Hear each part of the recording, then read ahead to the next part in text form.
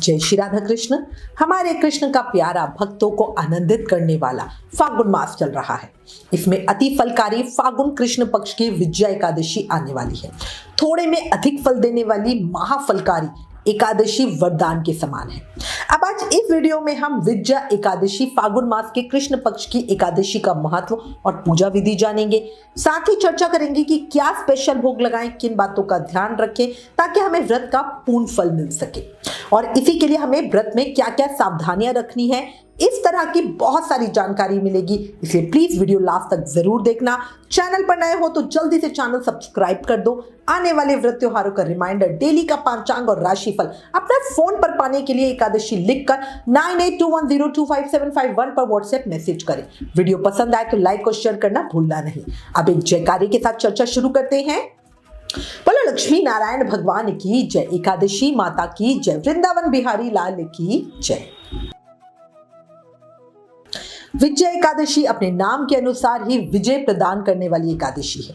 शास्त्रों के अनुसार जो साधक विजय एकादशी का व्रत रखते हैं उन्हें भगवान विष्णु की कृपा से मनवांछित फल की प्राप्ति होती है और जीवन में हर क्षेत्र में विजय प्राप्त होती है। जीवन में विजय हर कोई पाना चाहता है, इसलिए इस व्रत को सबको करना ही चाहिए। ये एकादशी फागुन मास के कृष्ण पक्ष की एकादशी है जो महाशिवरात्रि से 2 दिन पहले पड़ती है। इस महाव्रत के विषय में पद्म पुराण और स्कंद पुराण में बहुत सुंदर वर्णन मिलता है। इस दिन पूरे भक्ति भाव से भगवान कृष्ण की पूजा करने से बहुत उत्तम फल मिलता है। जीवन के दोषों का नाश होता है और मनचाही इच्छाएं पूरी होती है। जो लोग एकादशी व्रत नहीं करते उन्हें भी कम से कम एकादशी पूजा जरूर करनी चाहिए, उसका भी बहुत उत्तम फल मिलता है। साथ ही वो लोग जो अपने जीवन में सफलता पाना चाहते हैं, जिन्हें लगता है जीवन में बहुत परेशानियां हैं और बहुत प्रयास करने के बाद भी उनका कोई काम नहीं बन रहा या काम बनते बनते बिगड़ जाता है, उन्हें भी विजया एकादशी का व्रत जरूर करना चाहिए ताकि वो अपने भाग्य पे विजय प्राप्त कर सके, अपने जीवन में विजय प्राप्त कर सके। ऐसा कहा जाता है कि लंका विजय के लिए भगवान श्री राम ने भी इसी दिन समुद्र किनारे पूजा की थी और रावण के साथ युद्ध में विजय प्राप्त की थी। तो देखो, श्री राम जो साक्षात भगवान है, उन्होंने भी अपने कार्यों से मानव रूप में आके हमें यही संकेत दिया कि अगर जीवन में परेशानियों पर विजय यानी जीत हासिल करना चाहते हो तो विजय एकादशी का व्रत जरूर करो, पूजा जरूर करो। एकादशी का व्रत धारण करने से ना सिर्फ सभी कार्यों में सफलता मिलती है बल्कि पिछले जन्मों के पापों का भी नाश होता है। विजय एकादशी को खास तौर पर शत्रुओं का नाश करने वाला बताया गया है। ऐसा कहा जाता है कि जब भयानक शत्रुओं से आप घिरे हो और पराजय सामने खड़ी हो, उस विकट स्थिति में विजया नाम वाली ये एकादशी आपको विजय दिलवाने की क्षमता रखती है। इस बात का प्रमाण हमें इतिहास में मिलता है, जिसके अनुसार प्राचीन काल में कई राजा महाराजा इस व्रत के प्रभाव से ही अपनी निश्चित हार को जीत में बदल चुके हैं। जो भी व्यक्ति श्रद्धा भाव से विधि पूर्वक इस एकादशी का व्रत रखता है वो जीवन में आने वाली विपरीत परिस्थितियों पर विजय प्राप्त करने में सफल होता है। पुराणों में बताया गया है कि जब नारद मुनि ने ब्रह्मा जी से विजया एकादशी के व्रत के पुण्य के विषय में पूछा, तब ब्रह्मा जी ने बताया कि ये एकादशी बहुत पुण्य देने वाली है। पद्म पुराण के अनुसार विजया एकादशी के व्रत से धन धान्य का लाभ, मोक्ष और की प्राप्ति हमें सहज में ही हो जाती है। कठिन तपस्या से आप जितना फल प्राप्त करते हैं उतना ही पुण्य फल आप विजया एकादशी का व्रत करने मात्र से प्राप्त कर सकते हैं। व्रतधारी को बैकुंठ धाम की प्राप्ति भी जरूरी होती है। अब आपको विजया एकादशी व्रत की पूजा विधि बताती हूँ, थोड़ा डिटेल में स्टेप्स में बता रही हूँ। देखो, एकादशी व्रत भगवान विष्णु को समर्पित है। सभी एकादशियों की तरह विजया एकादशी पर भी दशमी की शाम को भोजन नहीं करेंगे, मतलब सूर्यास्त होने के बाद अन्न नहीं खाएंगे। विजया एकादशी पर मुख्य रूप से दशमी की शाम को ही पूजा की तैयारियां कर ली जाती है। देखो, वैसे हर एकादशी पर हमें कलश स्थापना करके पूजा करनी होती है, पर बहुत से लोग सभी एकादशी पर कलश स्थापना नहीं कर पाते। पर विजया एकादशी पर कलश स्थापना बहुत जरूरी होती है। जो भी कलश हम लेंगे वो बाद में ब्राह्मण को दान देंगे। आप सोने, चांदी, तांबे या मिट्टी कोई भी कलश ले सकते हो। इस पूजा में हमें स्थान ज्यादा चाहिए, इसलिए अगर आपके घर के मंदिर में जगह ना हो तो एक अलग चौकी पर पूजा करें। सबसे पहले चौकी पर लाल या पीले रंग का वस्त्र बिछाएं, उस चौकी को फूलों से सजाएं, फिर उस पर सप्तनाजा यानी 7 विभिन्न अनाजों को मिलाकर एक ढेरी बनाएं। सप्त अनाज में आप गेहूं, मक्का, बाजरा, चना, जौ, रागी, ज्वार आदि ले सकते हो। इस सप्तनाजा में हम चावल नहीं लेंगे। घर के आसपास अगर आपके कोई आटा चक्की हो तो वहां ये सप्तनाजा बड़ी आसानी से मिल जाता है। इस सप्तनाजा का बहुत अच्छा प्रभाव पड़ता है। आपने सुना होगा ग्रहण पर भी इस सप्तनाजा को दान करने का बहुत शुभ फल होता है। ग्रहण के दौरान घर में गर्भवती महिला हो या बच्चे हो तो कहा जाता है कि उनके ऊपर से 7 बार उतार कर इस सप्तनाजा को दान करा जाता है। सारे दोष नजर का नाश हो जाता है, नेगेटिविटी खत्म हो जाती है, कोई बाहर की पावरफुल नेगेटिव एनर्जी होती है उससे आपकी रक्षा हो जाती है। सप्तनाजा लेने के बाद चौकी या वेदी बनाकर उस पर सप्तनाजा रखकर कलश स्थापित करेंगे। सप्तनाजा कितना लेना है ये पूरी तरह से आपके ऊपर है। एक ढेरी बनाने के लिए वैसे हमें बहुत ज्यादा की जरूरत नहीं पड़ती है, पर जैसे कि मैं पर्सनली क्या करती हूँ कि जब मैं लेने जाती हूँ तो 1.25 किलो तोल कर ले आती हूँ और उसमें से थोड़ा सा निकाल कर ढेरी बना देती हूँ। फिर द्वादशी को जब मैं पारण के समय इस सामान को हटाती हूँ तो ये ढेरी का सप्तनाजा में जो बाकी का सारा होता है उसमें मिला देती हूँ और फिर इस पूरे को दान कर देती हूँ। बाकी पूरी तरह आपकी मर्जी है कि आप कितना लेना चाहते हो। और अगर आपको ये सप्तनाजा ना मिले तो फिर आप सिर्फ गेहूं भी रख सकते हो, पर कोशिश करना पूजा में सप्तनाजा ही रखो, ये बहुत अच्छा फलकारी होता है। अब जो ढेरी बनाई है उस पर कलश स्थापना करें। आपने जो भी कलश लिया है उसे शुद्ध जल के साथ थोड़ा गंगा जल मिलाकर भरें। साथ ही उसमें एक सिक्का, 1 का, 5 का, 10 का, 20 का, चांदी का कोई भी सिक्का एक डाल सकते हैं।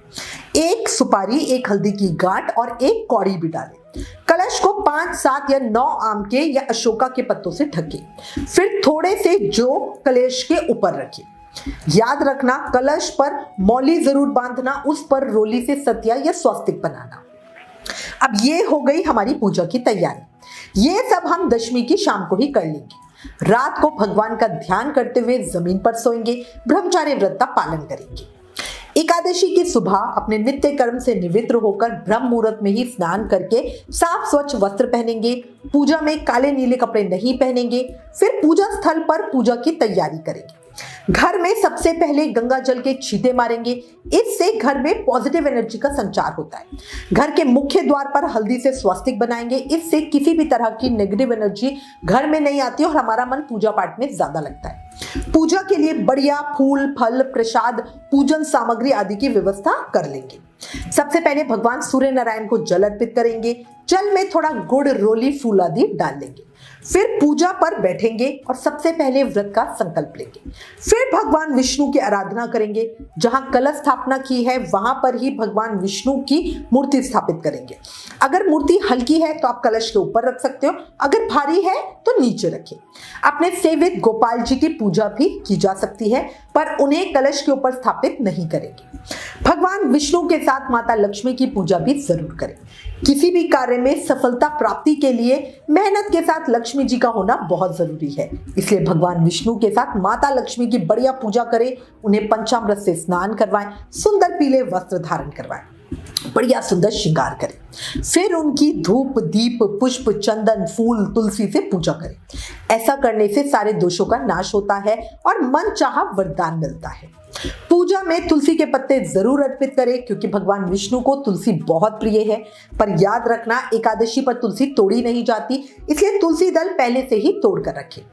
व्रत की सिद्धि के लिए घी का अखंड दीप प्रज्वलित करें, ये बहुत ही अच्छा होता है। घी में हल्दी मिलाकर भगवान विष्णु के सामने दीप प्रज्वलित करें। फिर एकादशी कथा को जरूर सुने।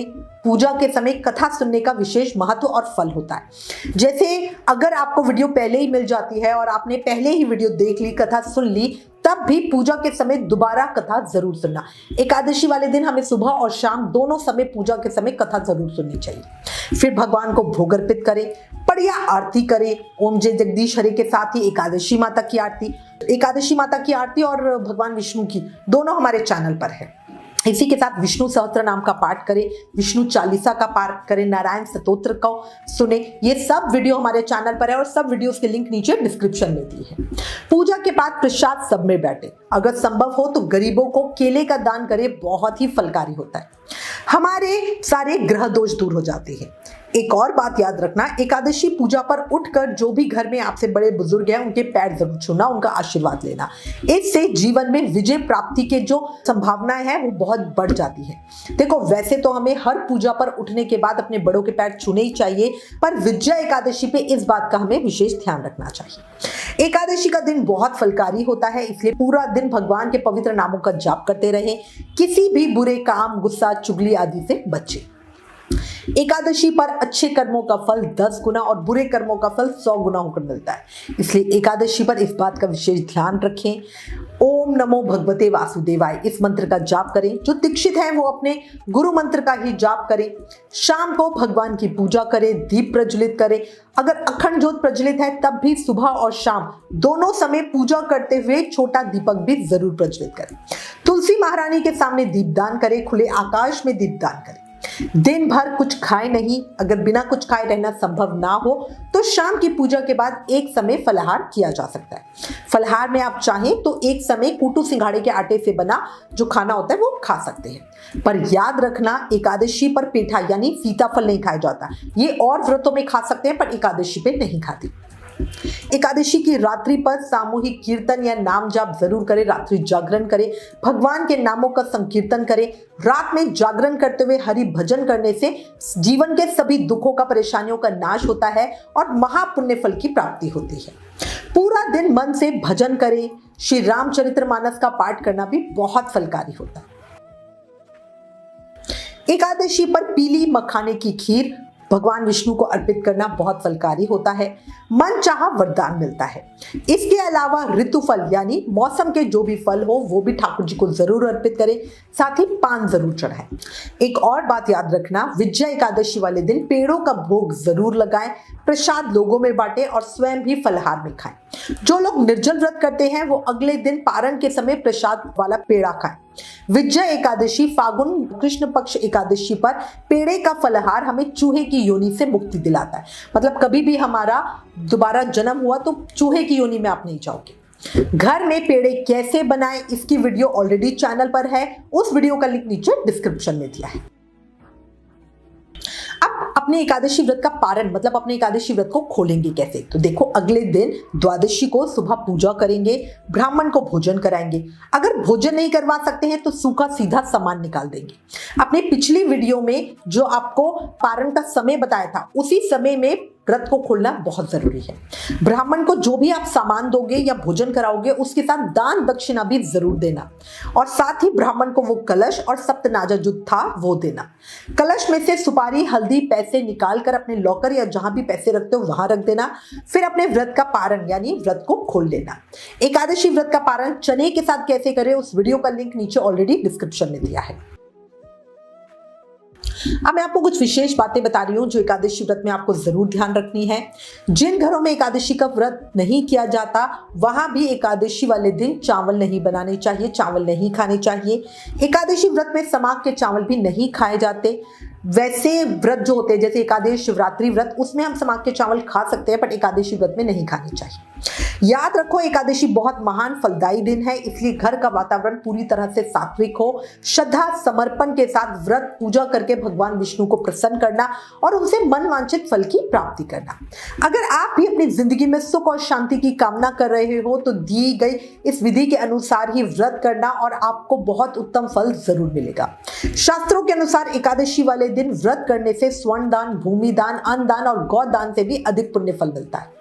इस दिन व्रत रखने से इंसान की सभी मनोकामनाएं पूरी होती है और वो जीवन के हर क्षेत्र में आगे बढ़ता है। इस दिन मंदिर भी जरूर जाना चाहिए और गाय को चारा भी जरूर देना चाहिए। अपने मुंह से बोलकर, शरीर से परेशान करके या मानसिक रूप से बुरा सोचकर भी किसी को कष्ट मत देना। आप अगर चाहो तो किसी विशेष उद्देश्य के लिए या कामना पूर्ति के लिए भी पूजा का संकल्प करके इस व्रत को कर सकते हो। एकादशी पर सर धोना, हेयर कटिंग, नाखून काटना, वैक्स करवाना या आईब्रोज वगैरह करवाना, ये सब नहीं करवाया जाता। गुस्सा, बहस या जोर से बात तो बिल्कुल भी ना करें, व्रत का फल शून्य हो जाता है। एकादशी व्रत में दिन में सोना भी नहीं चाहिए, विशेष रूप से ध्यान रखना। और इसी के साथ मैं उम्मीद करती हूँ इस वीडियो में दी गई जानकारी आपके लिए उपयोगी होगी। इससे रिलेटेड अगर आपके पास कोई भी कमेंट या सजेशन है तो प्लीज हमें लिखिए। ज्ञान बांटने से बढ़ता है, इसलिए इस वीडियो को अधिक से अधिक शेयर करें। Please like, share and subscribe. Thank you. जय श्री राधा कृष्ण।